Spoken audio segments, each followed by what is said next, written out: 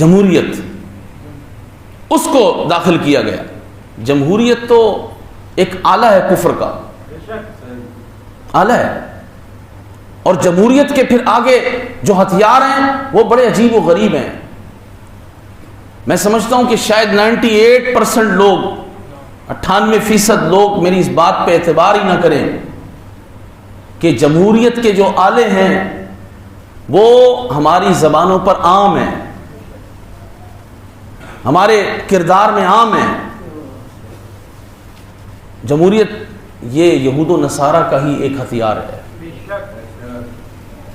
انہوں نے اللہ رب ذوالجلال کے دین کے ماننے والوں کو اس کے پیچھے لگا دیا، اور پھر جمہوریت کے نام پر جو کھیل ہم سے کھیلا گیا وہ کھیل یہی تھا کہ کسی صورت رسول اللہ کا دین غالب نہ آ جائے، رسول اللہ کا دین تخت پہ نہ آ جائے، حضور کا دین حاکم نہ بن جائے۔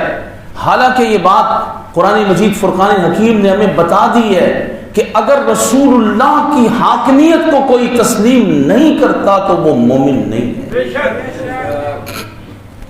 قرآن فرماتا ہے فَلَا وَرَبِّكَ لَا يُؤْمِنُونَ،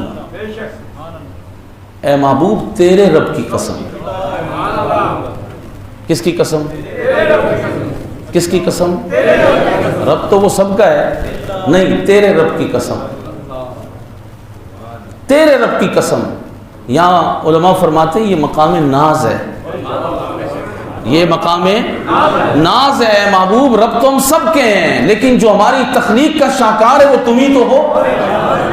اے محبوب تیرے رب کی قسم لا یؤمنون، دیکھیں قسم رب نے اپنی فرمائی ہے لیکن سامنے بتایا محبوب ہے، کیونکہ آگے جو بات آ رہی ہے اس پہ بھی غور کرنا ہے۔ اے محبوب تیرے رب کی قسم وہ مومن نہیں ہوں گے حتی یحکموک، جب تک کہ وہ تجھے حاکم نہ مان لے، جب تک کہ وہ تجھے حاکم نہ مان لے، تیرے دین کو، تیرے نظام کو، تیری شریعت کو حاکم نہ مان لے۔ اب میں آپ سے پوچھتا ہوں کہ ہم پہ حاکم کون ہے؟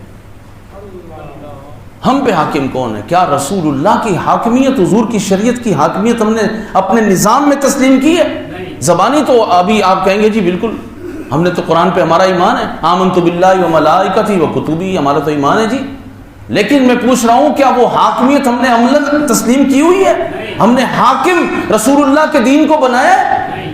جب ہم نے حاکم ظالموں کو بنایا، جابروں کو بنایا، خاصروں کو بنایا، خائنوں کو بنایا، اور یہود و نصارہ کے دلالوں کو بنایا، یہود و نصارہ کے ایجنٹوں کو بنایا، تو نتیجہ تو یہ آنا تھا کہ فلسطین کے اندر ہسپتالوں میں اجتماعی قبریں بن رہی ہیں، فلسطین کے اندر ہسپتالوں کے اندر کئی سو مردے رکھنے کے لیے جگہ نہیں ہے، چھوٹے چھوٹے بچے ہیں۔